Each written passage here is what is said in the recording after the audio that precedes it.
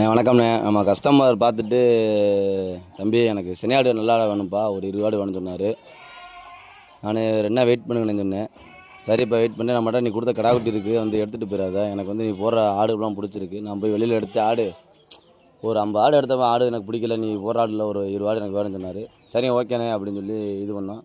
நேற்றே அட்வான்ஸ் போட்டார், ஒரு 20 ஆட்டுக்கு போட்டு விட்டார். ஆனால் நம்மளால் 16 ஆடு எடுக்க முடிஞ்சுச்சு. 16 ஆடு ஒரு மாப்பிளை எடுத்தோம்.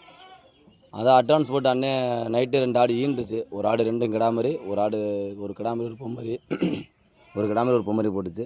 இன்னைக்கு போய் அண்ணனுக்கு டெலிவரி கொடுத்தாச்சு. கொடுத்துட்டு ஆட்டை பார்த்து ரொம்ப சந்தோஷப்பட்டார். பரவாயில்ல தம்பி, நான் எதிர்பார்த்த விட ஆடு நல்ல ஆடை கொடுத்துருக்கேன், மாப்பிளை நல்லா அருமையான கிடாய் இருக்குன்னு, அருமையான கிடாயை கொடுத்துருக்கேன்னு சொல்லி ஏற்றிட்டு நம்மளும் அப்படியே அவர்கிட்ட அந்த கிடாயை ஏற்றிட்டு வந்தாச்சு. ரொம்ப மகிழ்ச்சி அடைந்தார். அது மாதிரி நம்ம கஸ்டமர் நம்ம ஃபாலோவர்ஸ் பார்த்துட்டு ஆடு வேணா சொல்லுவோம், நல்ல ஆடாக கொடுத்துருவோம்.